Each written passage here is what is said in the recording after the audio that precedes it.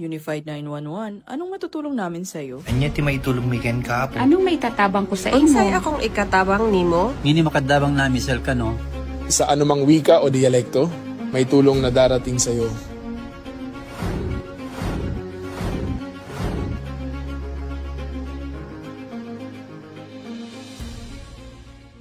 Lilingkod sa bawat Pilipino at magbibigay ng tamang impormasyon para sa tahimik at maayos na Pilipinas. Police News Network, alagad ng batas, tagapagtaguyod ng balitang pulis, sandigan ng mamamayan, patnubay ng katotohanan. La Campo Crame, maghahatid ng pinakahuling kaganapan at nagbabagang balita. Ito ang PNN Police News Network. At ngayon, ang inyong mga tagapagbalita. Magandang hapon, Bagong Pilipinas. Ako inyong alagad ng batas, tagataguyod ng balitang pulis, Patrolman Justin Mamolo mula sa PNP Drug Enforcement Group. Maghahatid sa inyo ng tamang balita, kwento ng pulis at serbisyo para sa mamamayan at ito ang PNP News Online. Ang pangunahing balita ng Police News Network, alagad ng batas, tagataguyod ng balitang pulis.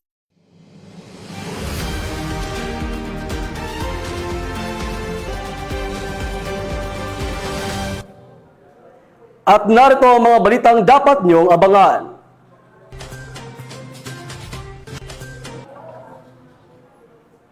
₱1 milyong halaga ng shabu nasamsam mula sa Regional Priority Target sa Pangasinan. 3 Chinese national nasa kote sa Catanduanes sa paglabag sa immigration law. At robbery hold-up suspect arestado sa hot pursuit operation.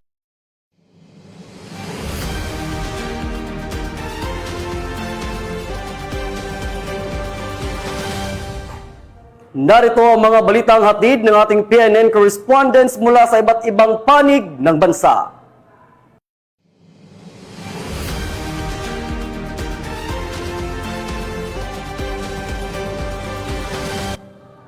Simulan natin ang balita mula sa bahagi ng Luzon.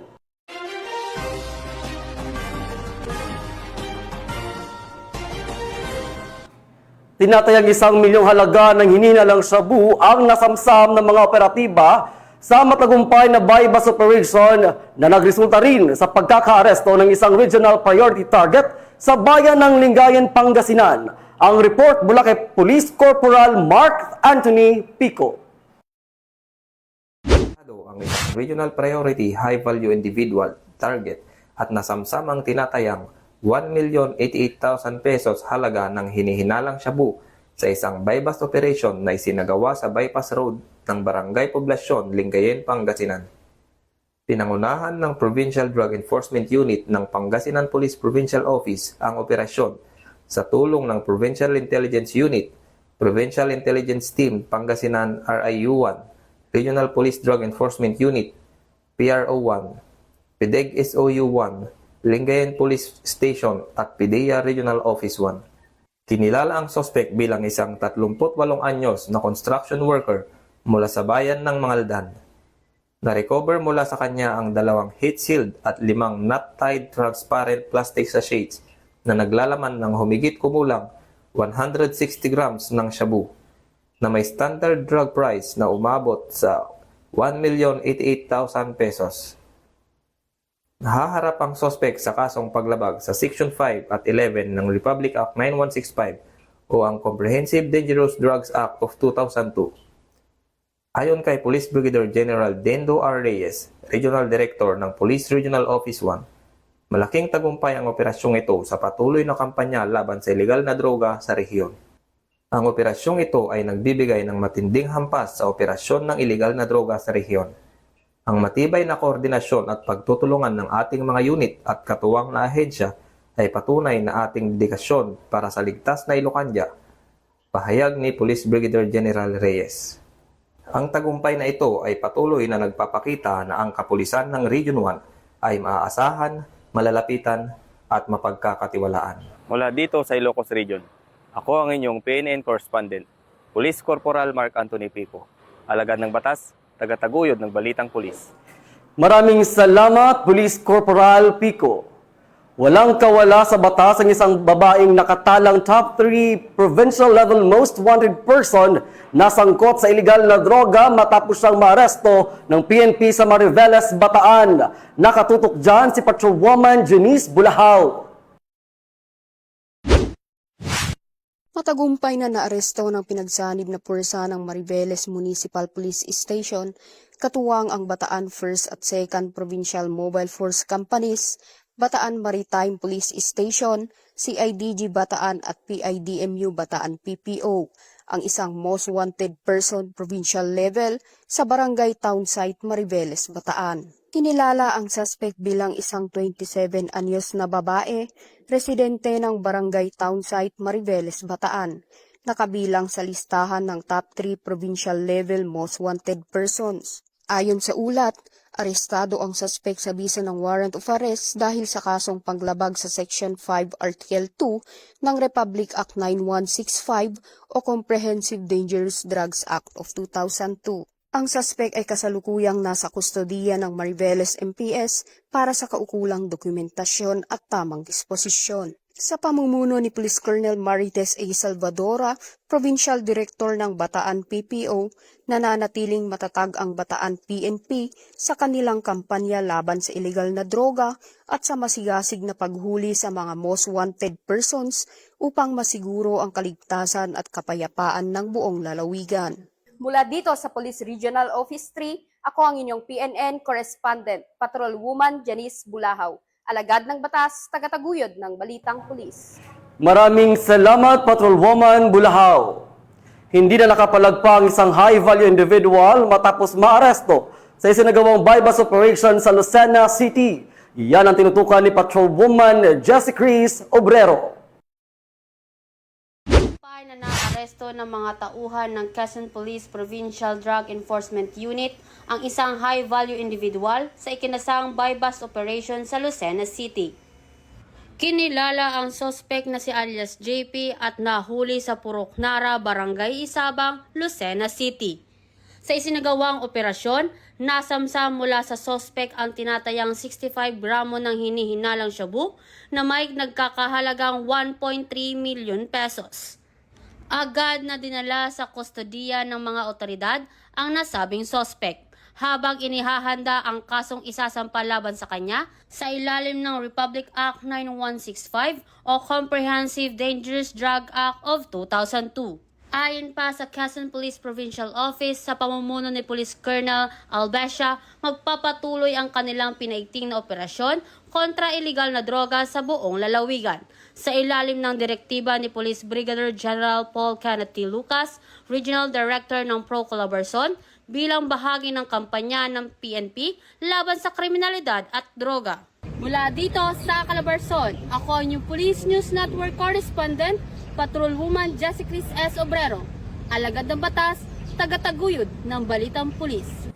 Maraming salamat, Patrolwoman Obrero.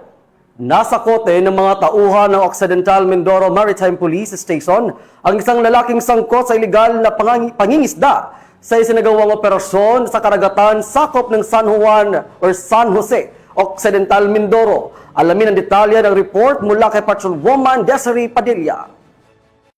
Matagumpay na nasakote ng mga tauhan ng Occidental Mindoro Maritime Police Station sa ilalim ng pamumuno ni Police Major Patricio E. Corcha Jr. ang isang individual na sangkot umano sa ilegal na pangingisda sa baybaying bahagi ng Barangay 5, San Jose Occidental Mindoro nito lamang Oktubre taong kasalukuyan. Batay sa ulat, nagsasagawa ng regular na inspeksyon ang mga operatiba ng MARPSTA nang mamataan nila ang isang unmarked motorized fishing bangka na may kulay asul, puti, dilaw at berde at tinatayang may 3 gross tonnage pababa. Ayon sa mga otoridad, pinaghihinalaan ng mga sakay nito ay sangkot sa paggamit ng pampasabog para sa ilegal na pangingisda. Sa sinagawang masusing inspeksyon, natuklasan ng mga pulis ang isang improvised explosive sa loob ng mga timba ng mga pinaghihinalaang mangingisda. Ang naturang pagkakatuklas ay malinaw na paglabag sa Section 92 ng Republic Act No. 10654 na nagpaparusa sa pagmamayari ng mga pampasabog at nakakalasong kemikal para sa ilegal na pangingisda. Kaugnay nito, sinailalim sa pagsusuri ng Bureau of Fisheries and Aquatic Resources Occidental Mindoro sa pangunguna ni Ginoong Archie Alubografon ang mga nakumpiskang isda. Batay sa resulta ng pagsusuri, napatunayan ng mga ito ay nahuli gamit ang pinagbabawal na pamamaraan na lumabag naman sa Section 126 sa parehong batas. Dahil dito, agad na inaresto ng mga otoridad ang nasabing individual at inihain ang kaukulang kaso sa Municipal Trial Court ng San Jose. Ayon sa MARPSTA, ang operasyon ay patunay ng patuloy na dedikasyon ng mga tauhan nito sa pagpapatupad ng batas at pangangalaga sa yamang dagat ng lalawigan ng Occidental Mindoro. Mula dito sa Home of the Police Eco Warriors, Calapan City, Oriental Mindoro, ako ang inyong PNN correspondent, Patrolwoman Desiree Padilla, alagad ng batas, tagataguyod ng Balitang Pulis. Maraming salamat, Patrolwoman Padilla. 3 Chinese national ang naaresto ng mga otoridad sa isinagawang operasyon sa Virac, Catanduanes dahil sa umano'y paglabag ng immigration law. Ang kabuuang mga balita mula kay Police Staff Sergeant Mercolito Levendino Jr. Arestado ang 3 Chinese national sa isinagawang operasyon ng Bureau of Immigration sa Barangay Cavenitan, Virac, Catanduanes matapos lumabag sa mga probisyon ng Philippine Immigration Act of 1940. Pinangunahan ni Ginoong Gary C. Baltasar ng Bureau of Immigration ang operasyon katuwang ang iba pang mga law enforcement agencies na nagresulta sa pagkakadakip ng 2 lalaki at 1 babae habang abala sa kanilang pinagtatrabahuhan. Batay sa inisyal na investigasyon, lumalabas na ang mga banyaga ay nagtatrabaho sa bansa nang walang kaukulang visa o working permit at ang kumpanyang kanilang pinaglilingkuran ay hindi autorisadong visa petitioner. Sa kasalukuyan, nasa kustodiya na ng Bureau of Immigration ang 3 dayuhang habang isinasagawa ang masusing verifikasyon ng kanilang mga dokumento at pinaghahandaan ang kakulang deportation proceedings. Nagpaalala naman ang Bureau of Immigration sa mga dayuhang mamamayan na sumunod sa mga umiiral na batas sa imigrasyon ng Pilipinas upang maiwasan ang ganitong uri ng paglabag. Mula dito sa Bicol Region, ako po yung Police News Network Correspondent, Police Staff Sergeant Mercolito Levendino Jr. Alagad ng batas, tagataguyod ng Balitang Pulis. Maraming salamat, Police Staff Sergeant Levendino. Sa tulong ng mabilis na koordinasyon at determinasyon, nasakol ng mga tauhan ng Quezon City Police District ang isang robbery hold-up suspect sa Pasig City matapos ang isang matinding hot pursuit operation. Patrolwoman Mekamay Bahiwag, ibalita mo.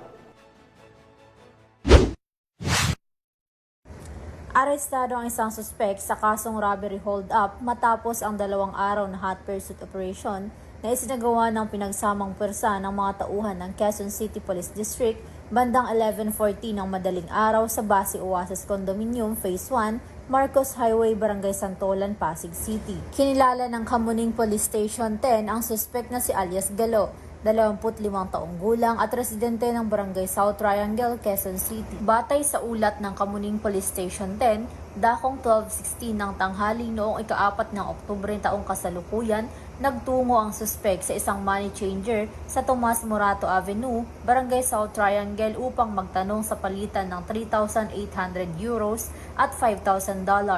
Matapos magkasundo sa halaga, lumabas umano ito sandali upang kausapin ang isang babaeng sinabing asawa niya.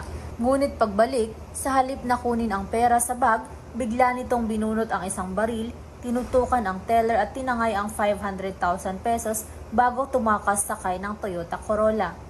Agad namang iniulat ng teller ang pangyayari sa Police Station 10, dahilan upang magsagawa ng agarang follow-up operation ang pinagsamang pwersa ng Police Station 10, Criminal Investigation and Detection Unit, District Intelligence Division, District Anti-Carnapping Unit, at iba pang operating units na nagresulta sa pagkakadakip ng nasabing suspect. Na-recover mula sa kanya ang 400,000 pesos cash, isang iPhone 12 Pro, isang Toyota Corolla at isang airsoft pistol na may magazine. Nakapiit ang akusado sa custodial facility ng istasyon at sasampahan ng kasong robbery hold-up.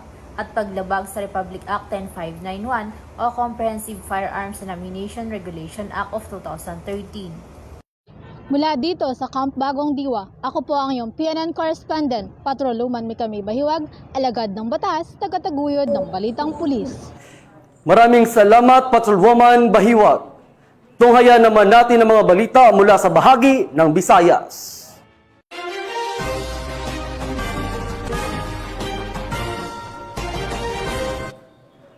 Muling nagbunga ang maigting na kampanya ng Philippine National Police matapos masamsam ang tinatayang 850,000 halaga ng hinihinalang shabu sa isang matagumpay na buy-bust operation ng PNP Drug Enforcement Group Special Operations Unit 6 sa Iloilo City. Patrolwoman Glidel Astrologo sa report.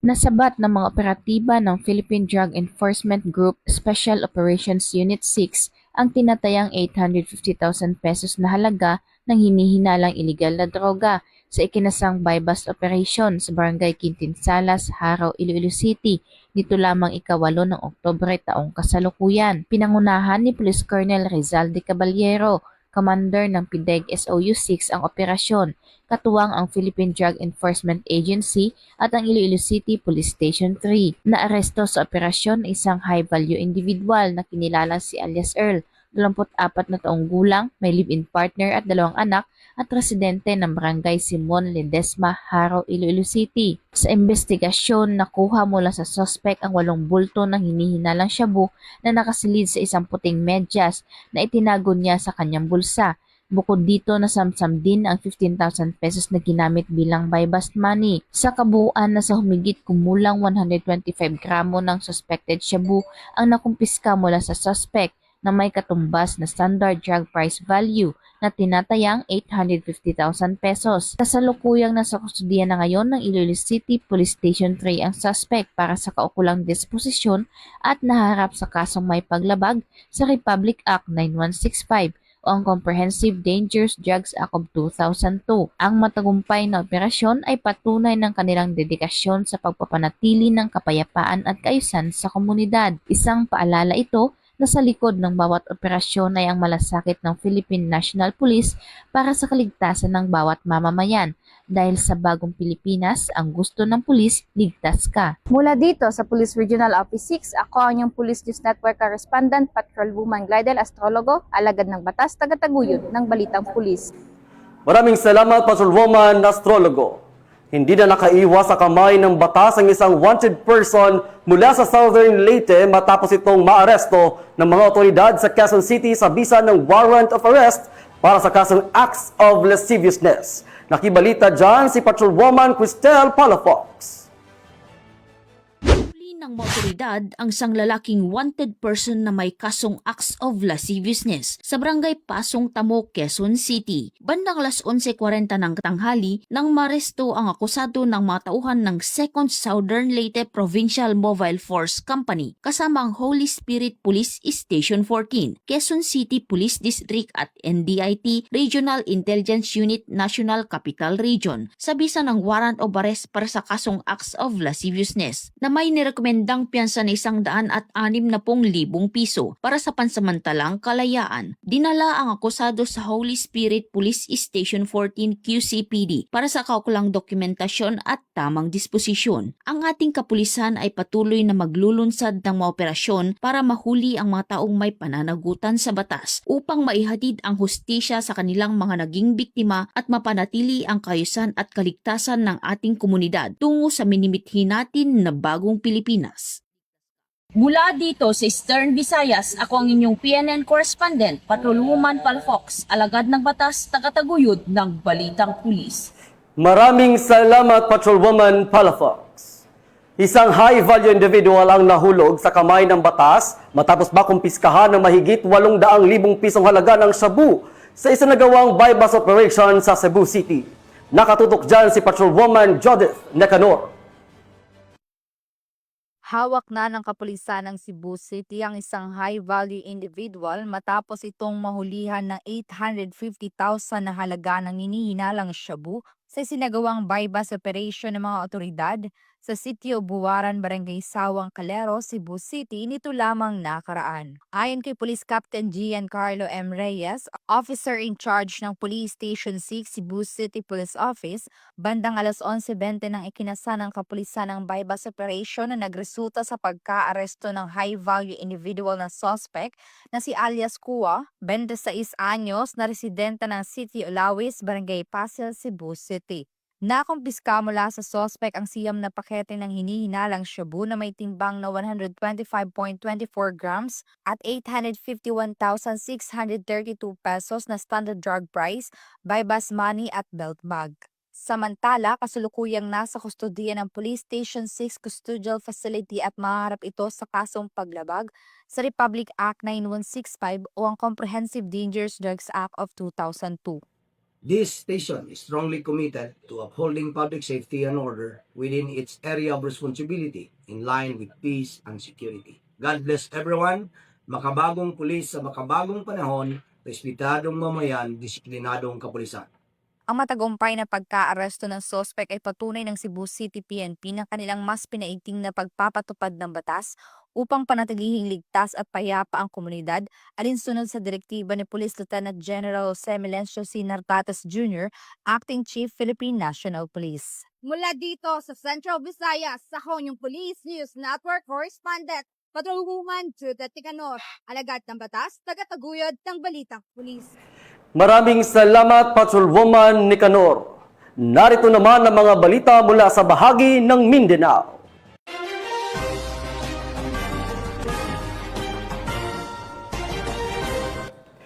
Kulungan ang bagsak ng lalaking top 5 most wanted person provincial level matapos itong mahuli ng kapulisan dahil sa kaso nitong statutory rape sa Molave, Zamboanga del Sur. Nagbabalita dyan si Patrolwoman Joyce Franco. Ang isang top 5 most wanted person provincial level sa kasong statutory rape sa isinagawang joint law enforcement operation ng Molave Municipal Police Station katuwang ang RIU-10 Lanao del Norte Provincial Intelligence Team sa Barangay Macugihon, Molave, Zamboanga del Sur. Kinilala ng mga otoridad ang naarestong suspect na si alias Marlo, 26 na taong gulang, lalaki at residente ng Purok Piña, Barangay Macugihon, Molave. Ang suspect ay nahaharap sa kasong statutory rape na walang inirekomendang piyansa. Nasa kustodiya ng Molave MPS ang suspect para sa tamang disposisyon ng kaso. Patunay lamang na ang pambansang pulisya, katuwang iba't ibang ahensya ng gobyerno, ay patuloy sa pagpapatupad ng kanilang sinumpaang tungkulin kontra kriminalidad na naaayon sa agenda ng gobyerno na itaguyod ang kaayusan at kaligtasan ng publiko, kapayapaan at seguridad na magkaroon ng maunlad na isang bagong Pilipinas. Mula dito sa Zamboanga Peninsula, nagbabalita, ako ang inyong PNN Correspondent, Patrolwoman Joyce Franco, alagad ng batas, tagataguyod ng Balitang Pulis. Maraming salamat, Patrolwoman Franco. Isang lalaki ang arestado ng mga otoridad matapos mahulihan ng smuggled cigarettes na aabot sa 700,000 pisong halaga sa ikinasang operasyon ng Davao City. Narito ang report mula kay Patrolwoman Mariel May Dunkilag. Timbog ang isang 21 anyos na lalaki matapos mahuli sa akto ng pagbaba ng mga kahon ng smuggled cigarette mula sa isang minivan sa tabi ng kalsada ng Kilometer 11, Barangay sa Davao City, bandang alas 3:14 ng hapon nitong Oktubre 8 taong kasalukuyan. Kinilala ang suspect na si alias Javier, residente ng Muslim Village, Barangay sa Davao City. Isinagawa ang pagkakaaresto ng mga tauhan ng Davao City Special Operations Group habang nagsasagawa ng monitoring at surveillance laban sa mga aktibidad na may kinalaman sa krimen sa nasabing barangay. Na-recover mula sa suspect ang 15 master cases ng smuggled cigarette na may tinatayang kabuang halaga na umaabot sa 900,000 pesos. Ang nasabing halaga ng nakumpiskang sigarilyo ay nagpapakita ng seryosong banta sa lokal na ekonomiya at kalusugan ng publiko. Lalo pat nilalabag nito ang Republic Act 10643 o ang Graphic Health Warning Law na naglalayong pigilan ang malawakang paggamit ng sigarilyo sa pamamagitan ng mahigpit na regulasyon sa packaging at distribusyon nito. Sa likod ng matagumpay na operasyon na ito, muling pinatunayan ng mga otoridad ng Davao City ang kanilang matibay na paninindigan laban sa iligal na kalakalan kasamaan, lalo na sa mga smuggling ng mga produktong nakakasama sa kalusugan ng publiko. Naway magsilbing babala ito sa lahat ng mga patuloy na lumalabag sa batas, na sa bawat kilos na taliwas sa tama, may kaakibat na pananagutan. Mula dito sa Rion 11, ako ang iyong PNN correspondent, Patulungan Mariel Maydon Kilab, alagad ng batas, tagataguyod ng Balitang Pulis. Maraming salamat, Patrolwoman Don Kilab. Mabilis na rumisponde ang mga tauhan ng General Santos City PNP matapos sumiklab ang isang sunog sa barangay Tambler, General Santos City. Alamin ang iba pang detalye mula kay Patrolwoman Jovelyn Dudoso. Ng sunog ang naganap sa Purok Estela Maris, Barangay Tambler, General Santos City na agad naman ipinaalam ng isang concerned citizen sa himpilan ng pulisya. Mabilis na rumisponde ang mga tauhan ng PNP General Santos City kasama ang duty investigator upang magbigay ng tulong sa lugar.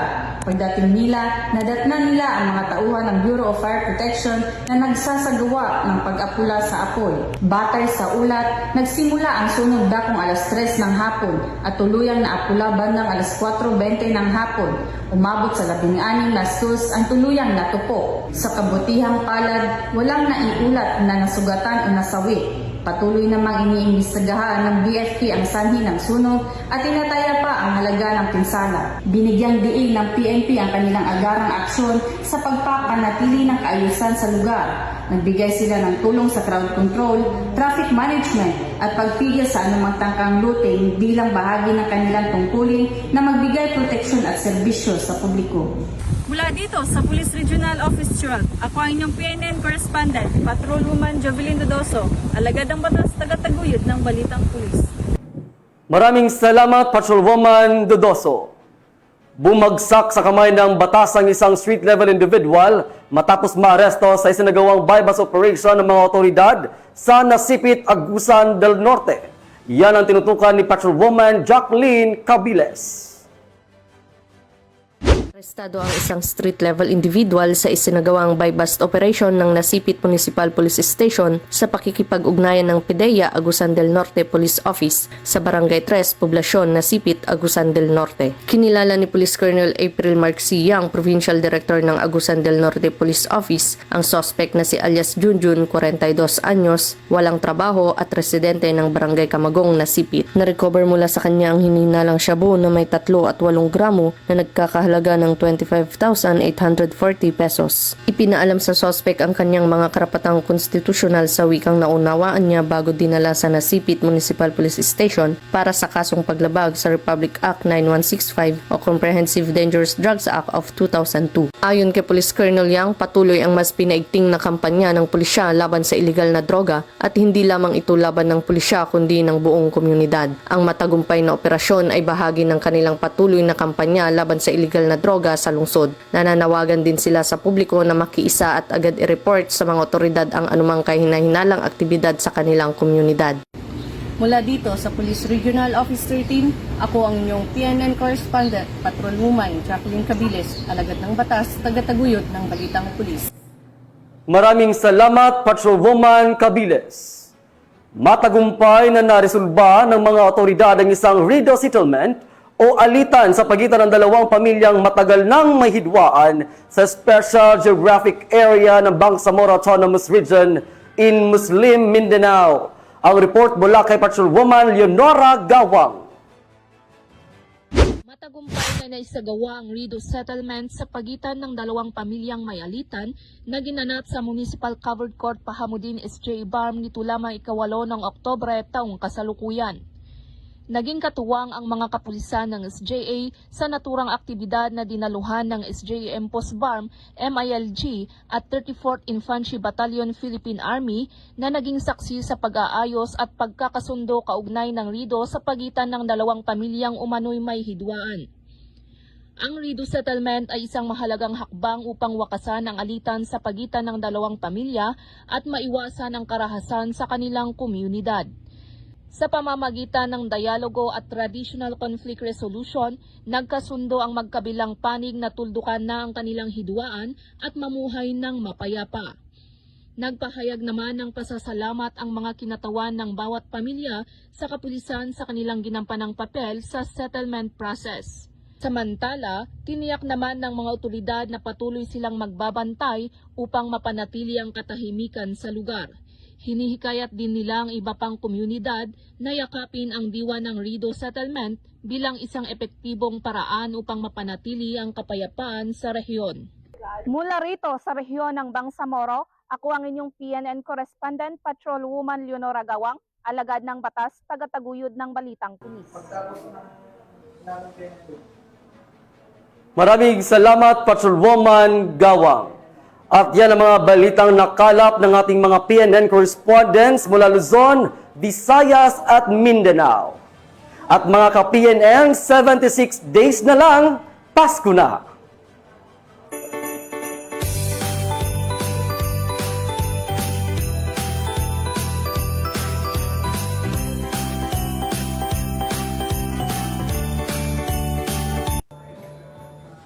Sa ngalan ng pamunuan ng Philippine National Police sa pamumuno ni Acting Chief PNP, Police Lieutenant General Jose Melanchon Artates Jr.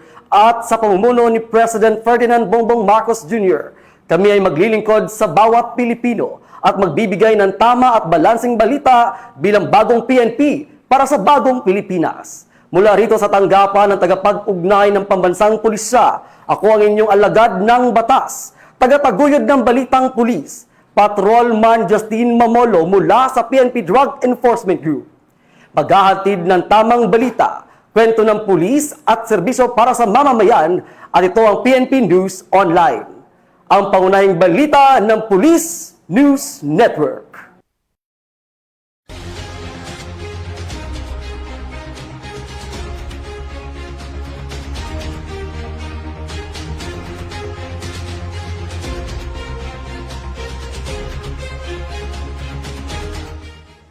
Police News Network, alagad ng batas, tagapagtaguyod ng Balitang Pulis.